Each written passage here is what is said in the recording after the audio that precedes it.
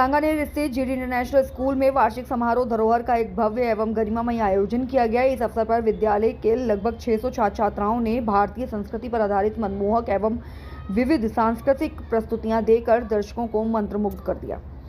कार्यक्रम के दौरान विद्यालय के निदेशक श्री गजानन शर्मा जी ने अपने संबोधन में कहा कि धरोहर हमारी संस्कृति और सभ्यता की पहचान है। आज के आधुनिक युग में लोग अपनी जड़ों से दूर हो जा रहे हैं। ऐसे में धरोहर जैसे कार्यक्रम बच्चों को अपनी सनातनी संस्कृति और भारतीय सभ्यता से जोड़ने का सशक्त माध्यम है। उन्होंने विद्यार्थियों को बताया कि भारतीय संस्कृति कितनी समृद्ध, व्यापक और विश्वव्यापी है। इस अवसर पर सांस्कृतिक कार्यक्रमों के साथ साथ बोर्ड परीक्षाओं में उत्कृष्ट प्रदर्शन करने वाले विद्यार्थियों को मोमेंटो एवं प्रशस्ति पत्र प्रदान कर सम्मानित किया गया है। इसी क्रम में पधारे गए अतिथियों का माल्यार्पण एवं साफा बंधवाकर पारंपरिक रूप से स्वागत एवं सम्मान किया गया। अतिथियों एवं अभिभावकों ने कार्यक्रम की भूरी प्रशंसा करते हुए विद्यार्थियों की प्रतिभा और विद्यालय के प्रयासों की सराहना की। अंत में श्री गजानंद शर्मा जी ने बताया कि विद्यालय समय समय पर सभी प्रमुख त्योहारों एवं सांस्कृतिक आयोजनों का आयोजन करता रहता है। उन्होंने उपस्थित सभी अतिथियों, अभिभावकों एवं विद्यार्थियों का आभार व्यक्त करते हुए सभी के उज्जवल भविष्य की कामना की।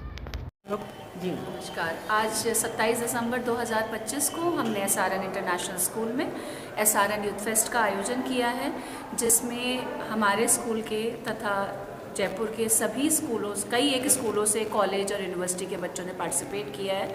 इस कंपटीशन के अंतर्गत क्लास 6 से लेकर के 12 तक के बच्चों ने सबने पार्टिसिपेट किया है और इसके अंदर 3 कॉम्पिटिशन्स हैं: एसआरएन मॉक पार्लियामेंट, एसआरएन डिप्लोमेथॉन और एसआरएन शार्क टैंक। ये 3 अलग अलग तरीके के कॉम्पिटिशन्स हैं जिसमें बच्चे। एक मिनट मैम, ये चीज़ दोनों जी मैम बताइए। SRN International School is extremely overwhelmed to see the active participation of more than 500 school and college children. The purpose of conducting SRN Youth Fest is to ignite curiosity and confidence. 500 जो बच्चे आज यहाँ पर आए हैं, उनको एक ऐसा प्लेटफॉर्म दिया जाए जो कि टेक्स्ट बुक्स और बाउंड्रीज से बाहर है, जो कि बच्चे नेशनली और इंटरनेशनल दोनों लेवल्स के डिस्कशंस कर सकें। उनके कॉन्फिडेंस को और आगे बढ़ाने के लिए we are giving them the seed amount as cash prizes which is more than 1 lakh rupees. ये एक मोटिवेशन रहेगा, एक एनकरेजमेंट रहेगा हमारी युवा पीढ़ी को, ताकि वो अपनी सोच को रोके नहीं बल्कि और आगे लेके जाए। धन्यवाद। Vice principal SRN international school. जी मैं बताएं किस तरह का प्रोग्राम था। हाँ, आज एसआरएन इंटरनेशनल स्कूल में एसआरएन यूथ फेस्टिवल 2K25 का आयोजन किया जा रहा है। देखो, देश की उन्नति में यूथ का बहुत बड़ा योगदान होता है और पूरे विश्व में सबसे ज़्यादा यूथ हमारे देश के पास है। तो हमने इसमें 3 डोमेन को टच किया है। एक तो है एसआरएन शार्क टैंक, क्योंकि किसी भी देश के विकास में उसका इकोनॉमिक डेवलपमेंट अपना एक अलग भूमिका निभाता है। और एक हमने रखा एसआरएन मॉक पार्लियामेंट, ताकि विजनरी लीडर्स बन सके फ्यूचर में ये बच्चे। और एक रखा है हमने एसआरएन यूएन डिप्लोमेथॉन, कि सेंसिटिव यूएन एम्बेसडर बन सके बच्चे। पूरे जयपुर के 500 से ज़्यादा बच्चों ने, इवन इसमें सीकर और दूसरे डिस्ट्रिक्ट के बच्चे भी आए हैं। आप ये कह सकते हैं कि पूरे राजस्थान के बच्चे और इवन जो दूसरे स्कूल्स और कॉलेज में यूनिवर्सिटी के बच्चे हैं, हॉस्टल के बच्चे हैं, तो आप समझ सकते हैं समस्त भारत की यूथ 500 से ज़्यादा बच्चों ने इस यूथ फेस्टिवल में भाग लिया है और उन्होंने हर एरिया का अध्ययन किया है, डीप स्टडी किया है, रिसर्च किया है और अपने बिजनेस प्लान को पिच करने आ रहे हैं कि हम कैसे जॉब प्रोवाइडर बने। हम जॉब सीकर नहीं बनेंगे, we will provide the job and this way they are going to eliminate the unemployment from the country. तो अपने अलग अलग आइडिया के साथ आ रहे हैं और अपने बिजनेस पिच कर रहे हैं। बहुत अच्छा लग रहा है, बच्चों की तरफ से सीखने के मिल रहा है। इससे हमारे देश का इकोनॉमिक डेवलपमेंट भी बहुत अच्छा होगा। अभी 195 देशों में हमारा देश 3रे नंबर पे है इकोनॉमिक ग्रोथ में, और मुझे पूरा विश्वास है अगर हम सब यूथ फेस्टिवल करते रहें तो हमारा देश नंबर 1 पे आ जाएगा, the largest economic power of the world हो जाएगा। दूसरा है एसआरएन मॉक पार्लियामेंट। देश को चलाने के लिए विजनरी पॉलिटिकल लीडर होने चाहिए। अब आप देखिए, कुछ लीडर्स को तो पता ही नहीं है कि कैसे नेशनल इश्यूज पे डिस्कस किया जाता है। खाली वो कास्टिज्म, रिलीजन, एरिया, इसके बेसिस पे वोट उनको दिया जाता है, इमोशनल ग्राउंड पे। मानती हो इमोशंस की बहुत वैल्यू होती है, सेंसिटिव होना चाहिए, पर एक पार्लियामेंटेरियन को विजनरी भी होना चाहिए। तो हम जितने भी जो इशू हमारे इंडिया के, right from education to equality, environment, even India की स्ट्रेंथ और इंडिया के चैलेंजेस, उन सब पोर्टफोलियो पे डिस्कस कर रहे हैं। तो आगे जो बच्चा मिलेगा देश को, वो विजनरी पॉलिटिकल लीडर मिलेगा, है ना। अब तीसरा है हमारा SRN डिप्लोमेथॉन, कि हमें अल्टीमेटली अपने एनवायरनमेंट के लिए सोचना है। जो हमारे स्क्रिप्चर्स में मेंशन है, वसुधैव कुटुंबकम, पूरी जो ये संसार है, विश्व है, एक परिवार की तरह है। तो बच्चों को सेंसिटिव होना बहुत ज़रूरी है। उसमें सब बच्चे सस्टेनेबल डेवलपमेंट गोल्स पे बात करेंगे कि किस तरीके से एक शुद्ध वातावरण दिया जाए, हम लोग कैसे प्यार से रहें, क्यों इस वेपन्स का मैन्युफैक्चरिंग बंद होनी चाहिए, दो देशों में वॉर नहीं होना चाहिए, और न्यूक्लियर डिसआर्मामेंट पे जोर देना चाहिए। इन सब बातों को लेकर बच्चे बैठ रहे हैं। तो इससे देश का और विश्व का विकास होता है और विश्व की उन्नति होती है। इस मकसद से आज SRN यूथ फेस्टिवल का आयोजन किया जा रहा है और सब बच्चे तो जोर शोर से भाग ले रहे हैं। ये तो आपने अपने स्कूल में हुआ था, आगे भी कहीं करने का विचार है, जैसे कि अपनी और कंट्री में करने का विचार है? हाँ, हम इसको अभी जयपुर में कर रहे हैं, इसमें स्टेट लेवल पे, फिर इसको नेशनल लेवल पे कर रहे हैं, हम इसको इंटरनेशनल लेवल पे भी ले जाएंगे, है ना। क्योंकि हमेशा भारत के सनातन ने विश्व को दिया ही है, और सब लोग इस चीज़ को मानते हैं कि जो ताकत भारत के सनातन में है, इस विश्व बंधुत्व की, वो बहुत अच्छी चीज़ है और सब इसको सराह रहे हैं। तो हम इसको इंटरनेशनल लेवल पे ले जाएंगे। परिचय दे दीजिए। मैं Usha Sharma, director SRN international school. School दोबारा से करें, तो आप हैंड जी रेज कर सर, दें। जी बताएं सर। SRN इंटरनेशनल स्कूल में यूथ फेस्टिवल 2025 का आयोजन किया जा रहा है, जिसमें विभिन्न स्कूलों के, राजस्थान के करीब 500 डेलीगेट्स पार्टिसिपेट्स कर रहे हैं। इसमें 3 प्लेटफॉर्म स्टूडेंट्स को दिए गए हैं: मॉक पार्लियामेंट, शार्क टैंक और डिप्लोमेथॉन। इन तीनों जो प्लेटफॉर्म हैं, इसके ऊपर स्टूडेंट्स अपनी कम्युनिकेशन स्किल, अपनी रिसर्च, अपनी नॉलेज, उनको शोकेस करेंगे। शार्क टैंक में स्टार्टअप, बिजनेस आइडियाज़, इनोवेशन, इस तरह की चीज़ें स्टूडेंट्स एंड डेलीगेट पिच करेंगे और अपने आइडियाज़ शोकेस करेंगे। मॉक पार्लियामेंट में स्टूडेंट्स एंड डेलीगेट्स पार्लियामेंटेरियंस की तरह अपनी तैयारी करेंगे, क्वेश्चन पूछेंगे, आंसर देंगे, और कैसे गवर्नेंस होती है पार्लियामेंट में कंट्री के लिए, उसके बारे में सीखेंगे और प्रैक्टिस करेंगे। इसमें उनमें कॉन्फिडेंस डेवलप होगा, उनकी कम्युनिकेशन स्किल डेवलप होगी, और कंट्री के बारे में भी उनको बहुत ज़्यादा जानकारी होगी और काफ़ी कुछ उनको सीखने को मिलेगा। डिप्लोमेथॉन में डेलीगेट्स अपने देश का प्रतिनिधित्व करेंगे, जैसे कोई यूरोप की किसी कंट्री का कर रहा है, कोई इंडिया का कर रहा है, और कंट्री किस अंतर्राष्ट्रीय मुद्दे पर किस तरह का स्टैंड लेती है, उन सब के बारे में अपने अपने विचार व्यक्त करेंगे। तो ये एक जो प्लेटफॉर्म 3 इनको मिलेंगे, एक बहुत बड़े प्लेटफॉर्म है, जिससे स्टूडेंट्स देश विदेश की पॉलिटिक्स, इकोनॉमी, इंडस्ट्री, इन सब के बारे में सीखेंगे, और साथ में ही बिजनेस अपॉर्चुनिटी, स्टार्टअप्स, इन सब के बारे में अपने आइडियाज़ देंगे और इनको बहुत कुछ सीखने को मिलेगा। इन प्लेटफॉर्म्स का सबसे बड़ा फ़ायदा ये होता है कि स्कूल एज से स्टूडेंट्स रिसर्च करना, अपने सब्जेक्ट का चयन करना, कॉन्फिडेंस डेवलप करना, कम्युनिकेशन स्किल डेवलप करना, अपने आइडियाज़ को समराइज करना, और किस तरह से अपने आइडियाज़ को पब्लिक के सामने और पूरे आइडियाज़ को पिच करना, ये सब वो सीखेंगे, जो आगे जाके उनके जीवन में काफ़ी हेल्पफुल रहेगी और उनको काफ़ी सफल बनाएगी। सर, आजकल जो मोबाइल है, बच्चे जो मोबाइल में लगे रहते हैं, इससे वो नशे की ओर भी बढ़ रहे हैं। ठीक है, 2 चीज़ें हैं, पक्ष भी है विपक्ष भी है। तो जो बच्चे मोबाइल पे ज़्यादा एक्टिव रहते हैं उनके बारे में क्या कहना चाहेंगे, समाज को क्या संदेश देना चाहेंगे? मोबाइल के ऊपर जो बच्चे ज़्यादा एक्टिव रहते हैं वो धीरे धीरे करके पढ़ाई से दूर होते जाते हैं, ज़्यादा समय उनका बर्बाद होता है, उनकी प्रोडक्टिविटी कम हो जाती है और उनमें कुछ बुरी लतें भी पड़ जाती हैं, जैसे गेमिंग की, हो सकता है कुछ और इस तरह की, जुए की। तो इन सब के लिए मैं समाज को यही संदेश देना चाहूँगा कि मोबाइल का या इंटरनेट पे अधिक समय नहीं बिताएं, कुछ अच्छी चीज़ें सीखने की और देखने की उन्हें देखें।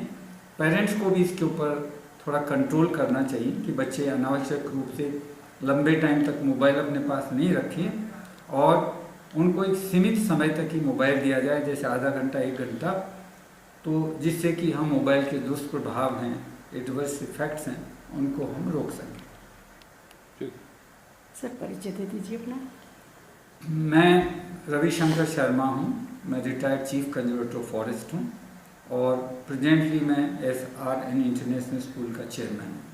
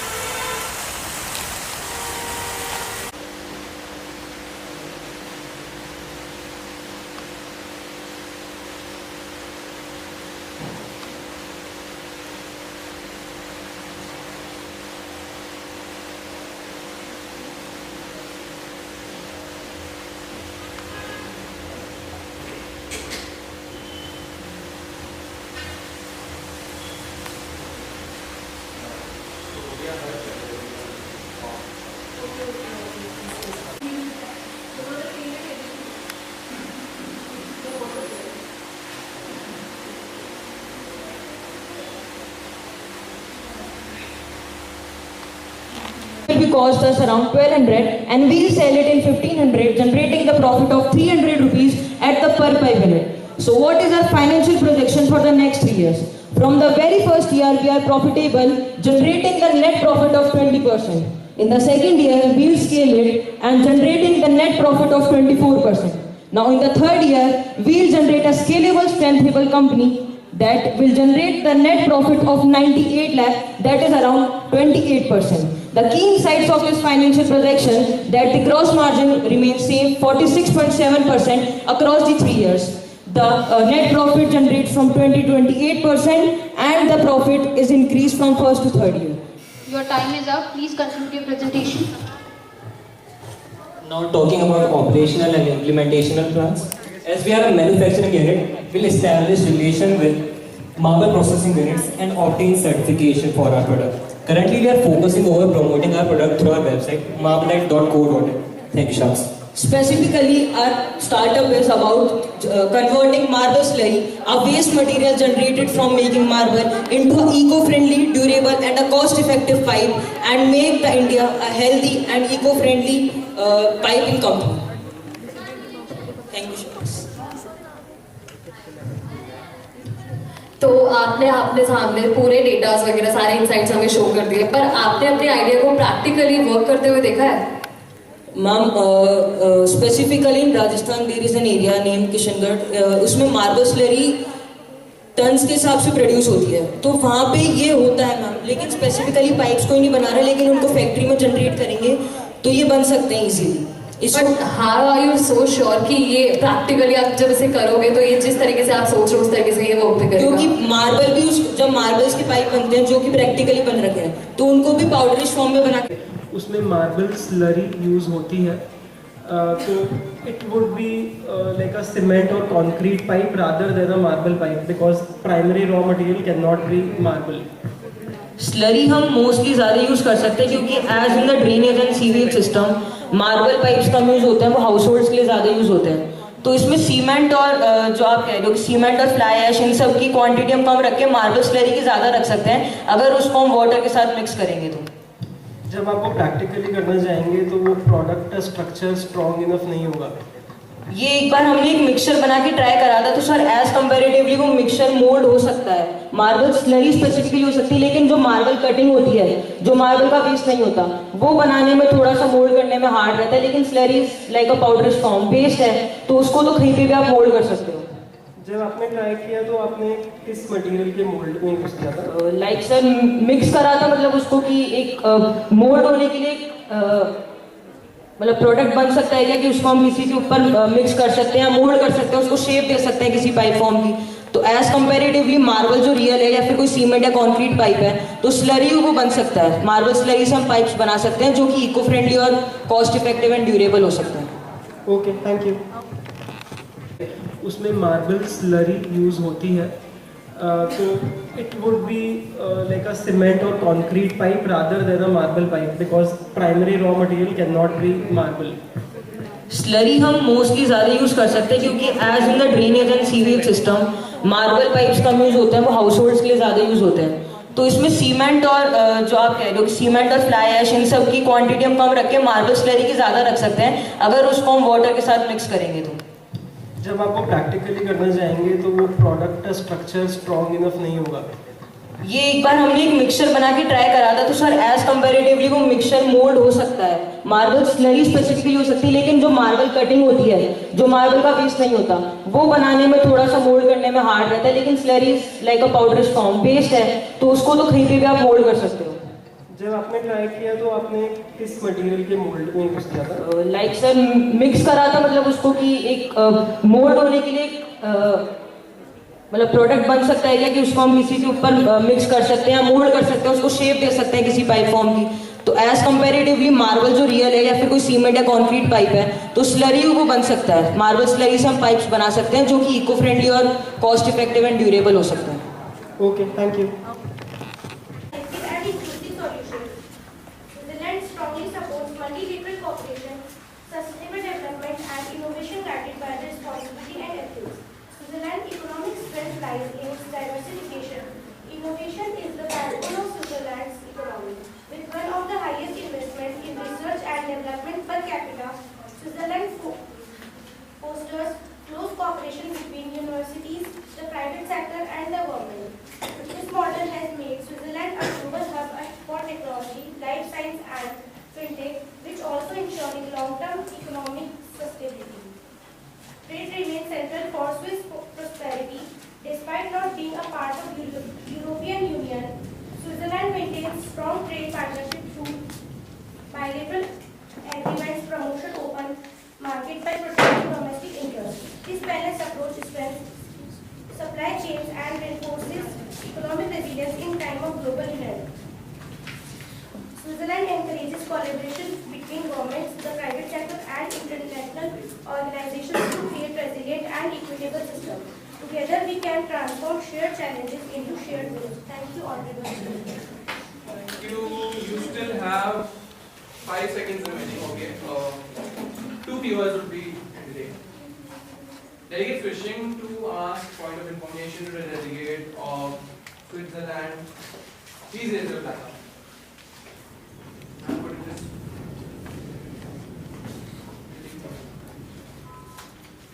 Iran and UAE. Iran and UAE.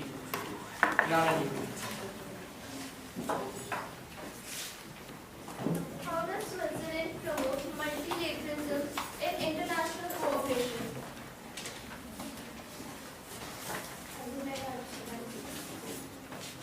Yes, UAE, the question.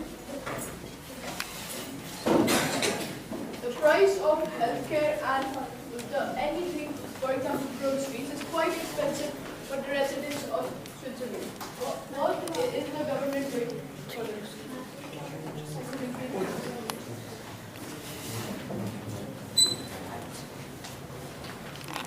Effective and inclusive solutions. Switzerland strongly supports multilateral cooperation, sustainable development and innovation guided by responsibility and ethics. Switzerland's economic strength lies in its diversification. Innovation is the backbone of Switzerland's economy. With one of the highest investments in research and development per capita, Switzerland collaboration between universities, the private sector and the government. This model has made Switzerland a global hub for technology, life science and fintech, which also ensuring long-term economic sustainability. Trade remains central for Swiss prosperity. Despite not being a part of European Union, Switzerland maintains strong trade partnership through bilateral agreements, promotion open market by protecting domestic interests. This balanced approach strengthens supply chains and reinforces economic resilience in time of global unrest. Switzerland encourages collaboration between governments, the private sector and international organizations to create resilient and equitable systems. Together we can transform shared challenges into shared goals. Thank you, Honorable Speaker. Thank you. You still have 5 seconds remaining. Okay. 2 viewers would be delayed. Delegate wishing to ask point of information to the delegate of Switzerland. Please raise your hand. What is this?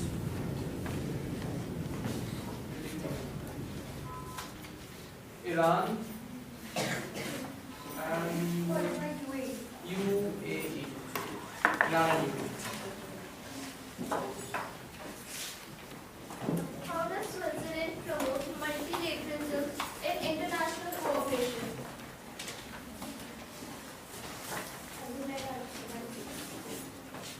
Yes, UAE, the question. The price of healthcare and anything, for example, groceries, is quite expensive for the residents of Switzerland. What is the government doing for this?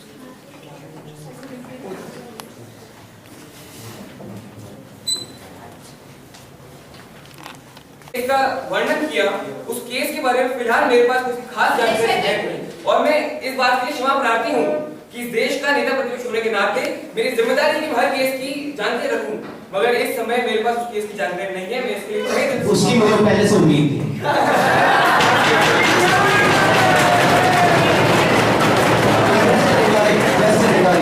Against Rahul Gandhi, not against you, okay?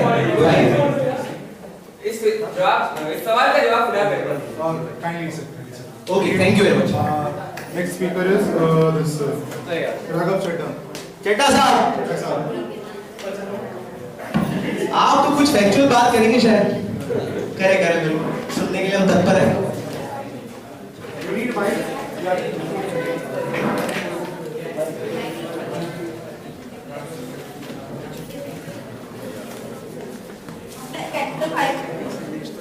Rahul Gandhi, today you woke up at night. Today morning you woke up at night.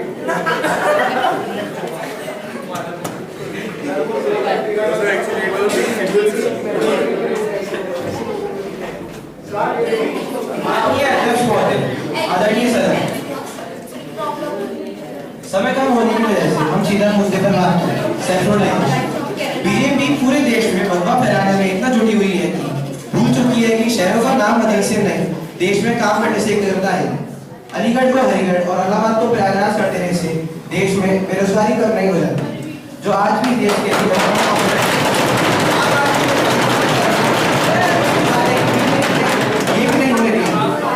World press index freedom में आज हमारा देश 151 position पर है out of 190। अगर भारत बनाने की सोच रखते हैं, बट अगर इनसे पूछा जाए कि आपकी पुरानी डिग्री सीट्स में कितने से कितने मुसलमान और कितने क्रिश्चियन हैं, तो ये साथ ले जाते हैं। केवल वोट देने वाली आम जनता ही नहीं, बच्चों को टेक्स्ट बुक तक प्रोपेगेंडा फैलाया जा रहा है सेक्युलराइजेशन। बच्चों की एनसीईआरटी उस पर डिमांड करी जा रही है, चाहे सीरियस की जैसे आरएसएस की डिमांड है कि कुछ टॉपिक जो कि मुगल और मुस्लिम ओरिएंटेड है उनका रिमूव करने की टेक्स्ट बुक से। मेरा मानना है कि आखिर मैं ये कहना चाहूंगा कि देश का ही आपने आपको टैक्स देता है, सोच के इस देश का विकास होगा तो इस तरह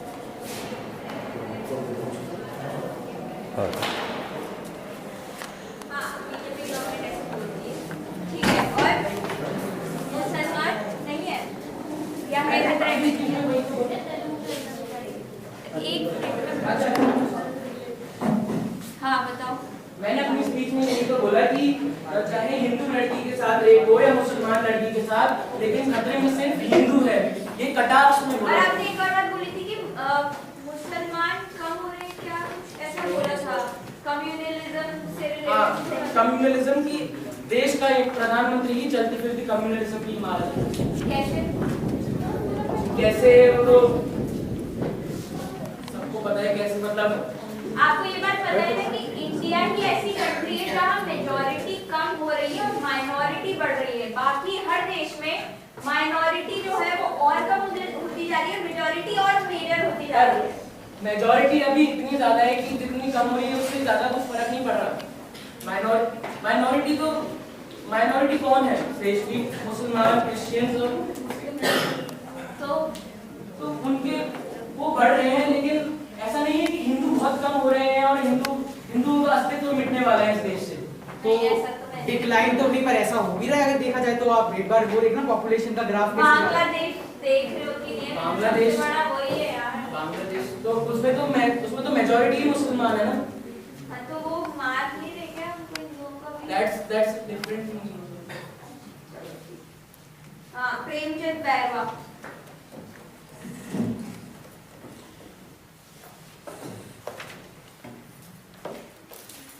Today, Honorable Speaker and respected members, today Premchand Bairwa is here to discuss clash between secularization and liberalization. India is not only a modern nation but a civilization over 5,000 years old. Preserving our culture simply means respecting our heritage and strengthening unit among 1.4 billion citizens living in 28 states and diverse tradition. At the same time, economic liberalization has helped India emerge as one of the world's fastest growing major economies and rise into the top 5 global economies. It has encouraged entrepreneurship, investment and opportunities for our youth, who makes up over 60% of population. Culture gave us identity, development gives us opportunity. These are not competing forces, they must move together. With this spirit of balance and inclusiveness, I look forward to today's discussion. Thank you. Thank you, ma'am. आपने बोला India one of the fastest growing.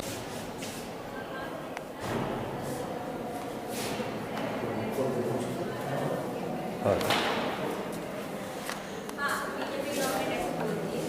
ठीक है, और मुसलमान नहीं है या है खतरा है?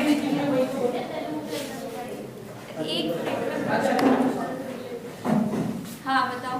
मैंने अपनी स्पीच में यही तो बोला कि चाहे हिंदू लड़की के साथ रेप हो या मुसलमान लड़की के साथ, लेकिन खतरे में सिर्फ हिंदू है। ये कटाक्ष में बोला। और आपने एक और बात बोली थी कि मुसलमान कम हो रहे हैं, क्या ऐसा बोला था? कम्युनलिज्म से रिलेटेड। कम्युनलिज्म की देश का एक प्रधानमंत्री ही चलती फिरती कम्युनलिज्म की इमारत है। कैसे तो सबको पता है कैसे, मतलब आपको ये बात पता है ना कि इंडिया की ऐसी कंट्री है जहाँ मेजॉरिटी कम हो रही है और माइनॉरिटी बढ़ रही है। बाकी हर देश में माइनॉरिटी जो है वो और कम होती जा रही है, मेजॉरिटी और मेजर होती जा रही है। मेजॉरिटी अभी इतनी ज्यादा है कि जितनी कम हो रही है उससे ज्यादा कुछ फर्क नहीं पड़ रहा। माइनॉरिटी कौन है देश की? मुसलमान, क्रिश्चियंस, तो उनके वो बढ़ रहे हैं, लेकिन ऐसा नहीं है कि हिंदू बहुत कम हो रहे हैं और हिंदू का अस्तित्व मिटने वाला है इस देश से।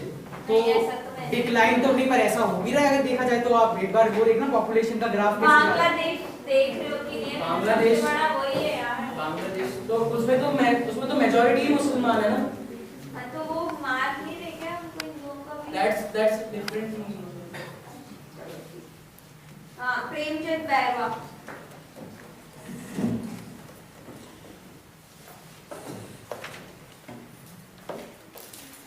Today, Honorable Speaker and respected members, today Premchand Bairwa is here to discuss clash between secularization and liberalization. India is not only a modern nation but a civilization over 5,000 years old. Preserving our culture simply means respecting our heritage and strengthening unit among 1.4 billion citizens living in 28 states and diverse tradition. At the same time, economic liberalization has helped India emerge as one of the world's fastest growing major economies and rise into the top 5 global economies. It has encouraged entrepreneurship, investment and opportunities for our youth, who makes up over 60% of population. Culture gave us identity, development gave us opportunity. These are not competing forces, they must move together. With this spirit of balance and inclusiveness, I look forward to today's discussion. Thank you. आपने बोला India